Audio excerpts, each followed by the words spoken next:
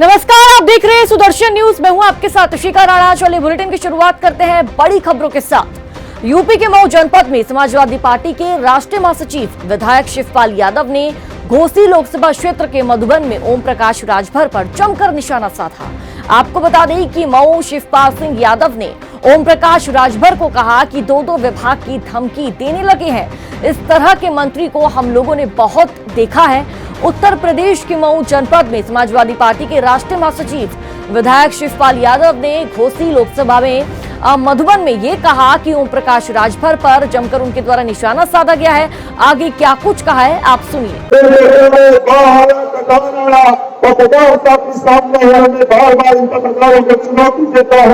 मेरे पत्रकार साथियों, लोकतंत्र के 14 स्तंभ अगर आपके पास कोई और तस्वीर हो तो खड़ा होकर जाकर कार्यकर्ता को नेता कोई बेटा कोई भाई भारतीय जनता पार्टी का सरकारी जनता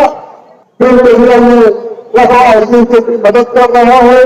कोरोना में अनाज और दवाइयां बता रहा है, गैस के सिलेंडर हॉस्पिटल में सिलेंडर दे रहा हो, जो लॉकडाउन में पुलिस की गाड़ियों में घर घर के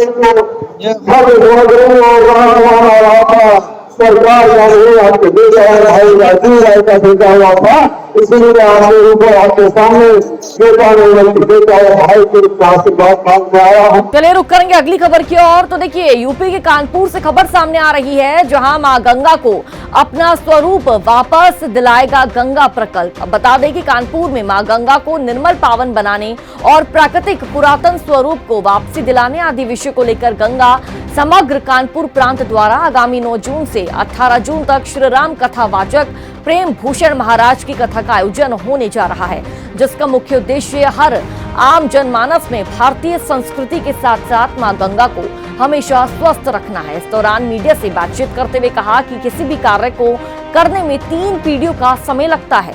समाज जब जग जाता है तो समस्याओं के समाधान का निवारण हो जाता है।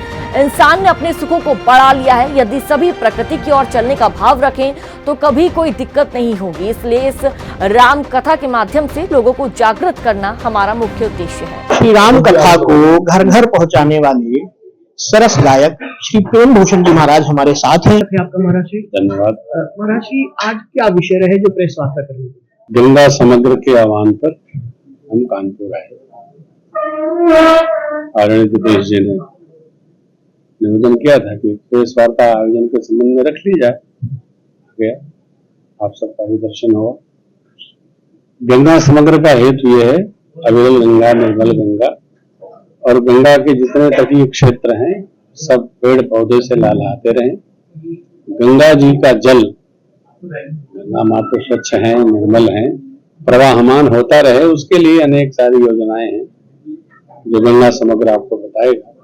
हमारा कार्य केवल इतना है, कथा के माध्यम से प्रजा में जन जागरण करना कि गंगा माँ हमारे जीवन के लिए कितनी अत्यधिक महत्वपूर्ण है, गंगा जी क्यों आई और लोक परलोक में सब प्रकार ऊर्ध्वगमन करते हुए भगवत भक्ति कैसे प्रदान करें, दुख दूर करें, सुख की समृद्धि दे हमको।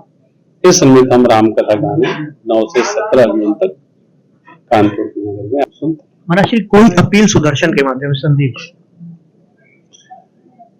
सुदर्शन नामानुसार सुंदर भी है और दर्शनीय भी है। तो प्रजा आपके चैनल के द्वारा सनातन संस्कृति, आध्यात्मिक चेतना, इसका दर्शन करे और लाभ उठावे और इसको अपना मान करके व्यवहार करे।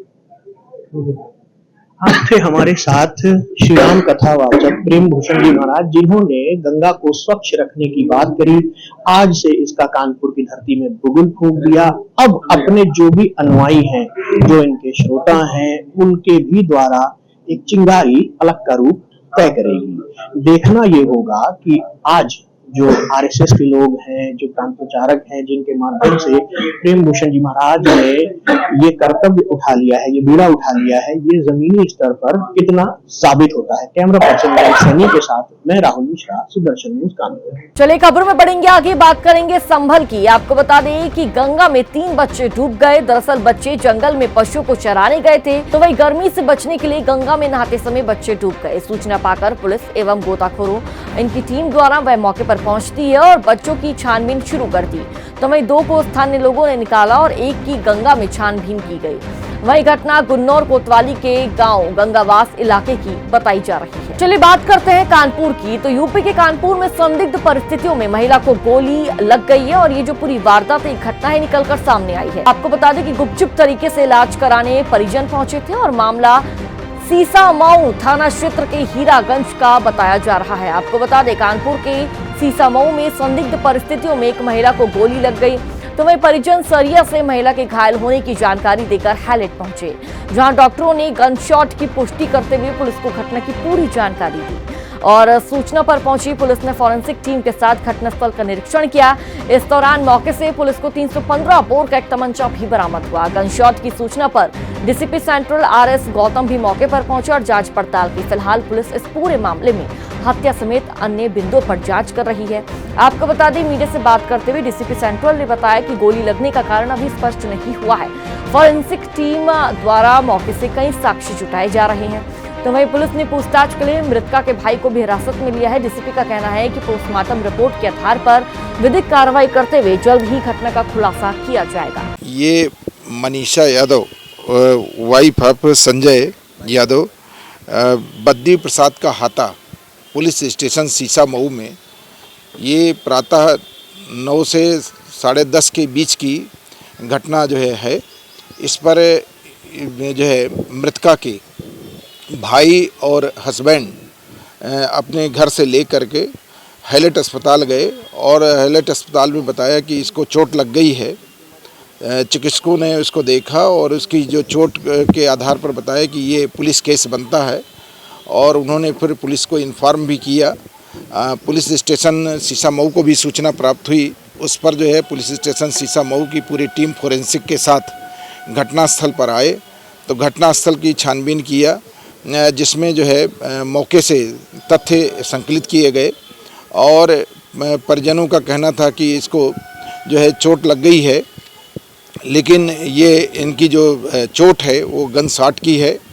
किन परिस्थितियों में लगी है, कैसे लगी है, इस संबंध में सारे तथ्य संकलित किए जा रहे हैं। अब बात करते हैं हरदोई की। तो पूरी जानकारी यूपी के हरदोई से है, जहां कस्बा संडीला स्थित एक निजी अस्पताल में प्रसव के बाद जच्चा बच्चा की मौत हो गई। घटना से परिजनों का रो रो कर बुरा हाल हो गया, कोहराम मच गया।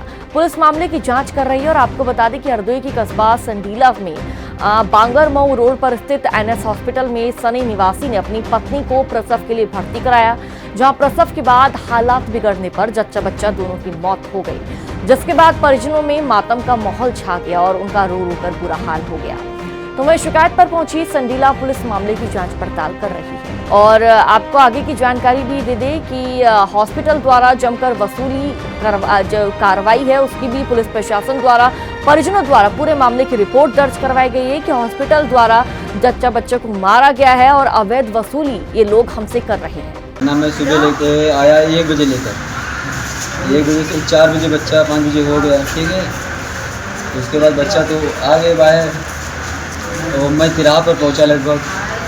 उसके बाद इनके ब्लड चालू हो गया, हमारे पास फोन गया, हम आए तुरंत अंदर पहुंच पाए। हम अंदर गए, अंदर हमको जाने ही नहीं दिया, गए बस हमको भगा दिया, आप बाहर जाइए। किसने भगा दिया? वो डॉक्टर लोग जो अंदर थे सब। यूपी के कानपुर में एक रिटायर्ड हेड कांस्टेबल चोरी की मोटरसाइकिल में स्कॉर्पियो गाड़ी का नंबर लगाकर रंगबाजी कर रहा है। इस पूरे मामले में बिठूर थाने में शिकायत करने पर पीड़िता की कोई भी यहां पर सुनवाई नहीं हुई है। दरअसल कानपुर पुलिस कमिश्नर कार्यालय पहुंचकर रिटायर्ड हेड कांस्टेबल दयाशंकर की पत्नी जानकी देवी और उनकी बेटी ने आरोप लगाते हुए बताया कि दयाशंकर आए दिन बेरहमी से मारा पीटा करता रहता है और बीते दिनों उन्होंने थाना एरवा जिला औरैया से एक मोटरसाइकिल चोरी की थी और उसमें स्कॉर्पियो गाड़ी का नंबर लगाकर अभी भी इस्तेमाल कर रहे हैं। इसी बात का जब विरोध किया गया तो मारापीटी कर घर से बाहर निकाल दिया गया। इसकी शिकायत थाना बिठूर में की तो कोई सुनवाई नहीं की गई है, इसलिए पुलिस कमिश्नर कार्यालय पहुंचकर शिकायत दर्ज की गई है। आज मैं कमिश्नर ऑफिस में आई हूँ। किस लिए आई थी? इसलिए आए थे, पापा ने मम्मी को मारा पीटा है और उन्हें घर से निकालते रहते हैं। और वो जो चोरी का गाड़ी, वो एरवा कटरा में रहते थे तो उससे गाड़ी चोरी वाली थी, तो वो वहाँ कानपुर में चलवा रहे हैं आंसू से। आंसू इनका भतीजा है भाई। तो क्यों मारते हैं मम्मी को आपकी? वो इसके मारे मारते, जो मम्मी की संपत्ति थी उनने हमें दान में दिया है। अच्छा, हाँ, इसके मारे। चोरी गाड़ी कहाँ है वो घर पे है अभी, अच्छा। मसूदा थान। इसकी शिकायत कहाँ कहाँ करी है? शिकायत तो सब में किया था सर, बिठूरू गए थे, चौकी में गए थे और इधर भी आए सर, कोई सुनाई नहीं हो रहा है। खबर राजस्थान के चित्तौड़गढ़ से है, जहां राजस्थान माध्यमिक शिक्षा बोर्ड यानी कि RBSE अजमेर ने आज 12वीं की कक्षा का परीक्षा परिणाम घोषित कर दिया है। बोर्ड ने विज्ञान, कला और वाणिज्य संकाय का एक साथ परिणाम जारी किया है। इसी कड़ी में चित्तौड़गढ़ जिले का 12वीं जो वाणिज्य का रिजल्ट है 99.14% रहा और साथ ही विज्ञान का 96.94% और कला संकाय का परीक्षा परिणाम 97.01% रहा। इस बार भी तीनों संकायों में बेटियां ही आगे रही, तो वहीं वाणिज्य में तो बेटियों ने पूरे 100% परिणाम दिया है। वहीं अगर सत्र 2022 से 23 से इस वर्ष के परीक्षा परिणामों की तुलना की जाए तो उसमें इस वर्ष सभी संकाय में प्रतिशत की अगर हम बात करें, इसकी दृष्टि से परिणाम में 3 से 5% का सुधार हुआ है। तो वहीं 12वीं कक्षा के सभी संकाय के परीक्षा के परिणाम आने के बाद आपको बता दें कि प्रदेश के 50 जिलों में चित्तौड़गढ़ जिला विज्ञान में 36, वाणिज्य में 22 और कला संकाय में 27वें नंबर पर रहा है। इसके बारे में जानकारी देते हुए जिला शिक्षा अधिकारी माध्यमिक कल्पना शर्मा ने बताया कि कक्षा 12वीं के विज्ञान, वाणिज्य और कला संकाय के परीक्षा परिणाम घोषित हो चुके हैं। चित्तौड़गढ़ जिले का रिजल्ट भी बहुत अच्छा रहा है। आज 12th कॉमर्स, साइंस और आर्ट्स तीनों के ही रिजल्ट घोषित हुए। इसमें साइंस का 96.94 रहा है और बहुत सारे स्कूलों से व्यक्तिशः संस्था प्रधान फ़ोन कर रहे हैं कि रिजल्ट बहुत अच्छा रहा है, क्वालिटेटिव भी और क्वांटिटेटिव भी। हालांकि एक एक विद्यालय का रिजल्ट और टॉपर बच्चों का रिजल्ट अब हम 3 दिन के अंदर मंगा कर उसको तैयार कर लेंगे, परंतु कमोबेश सभी स्कूलों से 75% से ऊपर प्रतिशत लाने वाले बच्चों की संख्या भी आई थिंक काफ़ी बड़ी है, जिस हिसाब से मुझे फीडबैक मिल रहा है फील्ड से। वाणिज्य का 99.14 रहा है, सबसे अच्छा कॉमर्स का रहा है और आर्ट्स का 97.0 बन रहा है। तीनों अच्छे रहे हैं, लेकिन अगर इनमें कुछ कमी है या हम जिले के पायदान पर कहीं कुछ थोड़ा सा पीछे हैं तो नेक्स्ट ईयर डेफिनेटली उसको, इस गैप को भी हम पूरा करेंगे और जिले की पायदान को कुछ बढ़ाने की पूरी कोशिश करेंगे। चलिए खबरों में बढ़ेंगे आगे, बात करेंगे बिहार की। तो बिहार के शिवहर में जदयू के पूर्व राष्ट्रीय अध्यक्ष लल्लन सिंह ने तेजस्वी पर पलटवार किया और आपको बता दें कि जनता दल यूनाइटेड के पूर्व राष्ट्रीय अध्यक्ष और सांसद लल्लन सिंह का शिवहर में ताबड़तोड़ जनसंपर्क अभियान जारी रहा। इस दौरान नगर परिषद के सभापति राजन नंदन सिंह के आवास पर एक कार्यक्रम का आयोजन किया गया, जिसमें सैकड़ों की संख्या में लोग मौजूद रहे। इस दौरान पूर्व राष्ट्रीय अध्यक्ष लल्लन सिंह ने कहा कि काफी मुश्किल से बिहार से जंगल राज से छुटकारा मिला है। सभी लोग मिलकर मोदी जी के नेतृत्व में शिवहर समेत बिहार के सभी सीट पर जीत का परचम लहराएंगे। इस दौरान उन्होंने खासकर व्यवसायियों से मोदी जी के नेतृत्व में हो रहे चुनाव में बढ़ चढ़कर हिस्सा लेने की अपील की है और साथ ही आगे कहा कि शिवहर समेत सभी जगह पर भारतीय जनता पार्टी जीत हासिल करेगी। पहले का बिहार और 2005 के बाद का ये आपको सोचना है, सब लोग प्रबुद्ध लोग। कौन सा राज लाना, अगर वही होगा तो यहाँ कोई जीत जाएगा MP, तो MP के किसी के जीत जाने से जो RJD के लोग हैं, जो राइफल का नोट निकाल के चलते थे 2005 के पहले, बेलेरो और स्कॉर्पियो में एगो नाल इधर, एगो नाल इधर, दूगो नाल इधर, दूगो नाल उधर, और गाड़ी के ऊपर बड़का ललटेन, तो फिर ललटेने युग में ले जाना चाहते हैं। तो सबसे बड़ा चीज तो आज हम व्यवसायियों से आग्रह है कि आपको जो भयमुक्त व्यवसाय करने का, और अगर नीतीश कुमार जी के नेतृत्व में जो बिहार में 2005 के नवंबर में जो NDA की सरकार बनी, उसका सबसे ज्यादा लाभ हुआ कि व्यवसायिक आज भयमुक्त होकर व्यवसाय। बात करेंगे राजस्थान की, तो राजस्थान में इन दिनों भीषण गर्मी का प्रकोप जारी है। ऐसी कड़ी में पूरे प्रदेश के साथ चित्तौड़गढ़ में भी भीषण गर्मी का प्रकोप देखने को मिल रहा है, जिसमें रविवार को तापमान 44 डिग्री तक पहुंच गया, जिसके कारण आमजन को काफी परेशानियों का दिक्कतों का सामना करना पड़ रहा है। तो वहीं प्रचंड गर्मी और गर्म हवाओं के चलते यहाँ पर लू के चलते गर्म हवाओं के चलते अब चिकित्सालय में मरीजों का आवागमन जारी है। तो वहीं प्रचंड गर्मी और गर्म हवाओं के चलते अब चिकित्सालय में मरीजों की संख्या भी बढ़ने लगी है, जिसमें मुख्य रूप से उल्टी, दस्त और आंखों में जलन के मरीजों की संख्या में निरंतर वृद्धि हो रही है। इसके बारे में जानकारी देते हुए जिला राजकीय सांवलिया जी चिकित्सालय में फिजिशियन चिकित्सक डॉक्टर ने बताया कि जैसे जैसे गर्मी का प्रकोप बढ़ रहा है, वैसे वैसे आमजन में मौसमी बीमारियां भी बढ़ने लगी है, जिसमें प्रमुख रूप से अभी उल्टी, दस्त और वायरल बुखार के मरीज चिकित्सालय में पहुंच रहे हैं और उन्हें आवश्यक उपचार दिया जा रहा है। तो वहीं उन्होंने आमजन से अपील की है कि गर्मी से बचाव के लिए बहुत आवश्यक ये हो चुका है कि अपना ध्यान रखें, तो ही अगर कुछ जरूरी काम हो तभी दोपहर के समय घर से बाहर निकले, अन्यथा घर से बाहर नहीं निकले। और शीतल यहाँ पर पानी पिए, साथ ही पदार्थ का सेवन करें जिसमें पानी, नींबू की शिकंजी, कैरी का पानी और छाछ का अधिक से अधिक सेवन हो, और जिससे कि हीट वेव यानी कि लू से लोगों का आम जनता का बचाव हो सके। मरीज या तो उल्टी दस्त के आ रहे हैं या फिर गर्मी से प्रभावित होकर हीट एग्जॉशन के पेशेंट ज़्यादा आ रहे हैं। अभी तक कोई हीट हाइपरप्लेक्सिया, हीट स्ट्रोक का कोई मरीज हमारे पास नहीं आया। इसका मुख्य कारण है कि बहुत सारे लोग गर्मी में बाहर निकल जाते हैं तथा अपने खान पान का ध्यान नहीं रखते।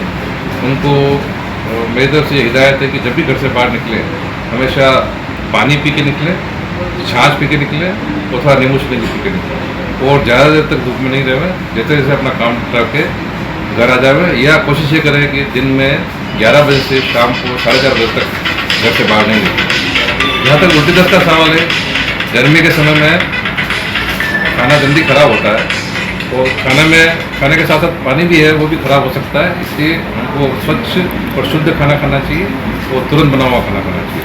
कभी खाना को पुराना पड़ा हुआ हो उसको गर्म करके वापस नहीं खाना चाहिए, इससे उसमें कीटाणु होने की संभावना रहती है और ये मुख्य कारक है उल्टी दस्त का कारण। जैसे स्पेसिफिक गर्मी के मौसम में कोई इन्फेक्शन हो जाए ऐसी कोई रेट तो नहीं है, लेकिन जनरली जो अभी जो पेशेंट्स आ रहे हैं वो आँखों में जलन, दर्द होना, आँखों का लाल हो जाना, इस तरह के पेशेंट अभी थोड़े ज़्यादा आ रहे हैं। और इसमें भी जो मुख्य वजह है कि जैसे गाड़ी, बाइक पे या 2 व्हीलर्स पे जो लोग चलते हैं बड़ी धूप में, गर्मी में, उन लोगों में एक समस्या ज़्यादा है। उनको सलाह है कि अपनी आँखों का ध्यान रखें, ब्लैक गॉगल्स का यूज़ करें, धूप में कम से कम निकलें, पानी वगैरह ज़्यादा करें, इस तरह की। अभी एज नंबर ऑफ पेशेंट की बात करें तो संख्या तो बहुत ज़्यादा नहीं है, लेकिन जो जितने भी पेशेंट आ रहे हैं उसमें ज़्यादातर पेशेंट जलन, आँखों में लाल इसकी, वो सिर्फ गर्मी की वजह से ही है। जैसे बड़ी धूप में गाड़ी वगैरह चलाना, टू व्हीलर चलाना, उन लोगों में थोड़ा ज़्यादा मिलता है, या फिर वो लोग जो किसानी काम करते हैं, खेतों पे धूप में ज़्यादा काम करते हैं, उन लोगों में भी इस तरह की समस्या है। उन सबको सलाह है कि ठंडाई में ही काम करें, सुबह शाम 2 वक्त काम करें, बहुत ज़्यादा अर्जेंट होगी तो ही बाहर निकले और निकलना भी पड़ेगा तो भी सन ग्लासेस वगैरह, ब्लैक सन ग्लासेस वगैरह का यूज़ करें, और फिर भी कोई समस्या है तो चिकित्सक से सलाह लें, ज़्यादा अच्छा है। चलिए फिलहाल इस बुलेटिन में इतना ही। देश और दुनिया से जुड़ी तमाम बड़ी खबरों को देखने के लिए आप सुदर्शन न्यूज देखते रहिए। जय हिंद।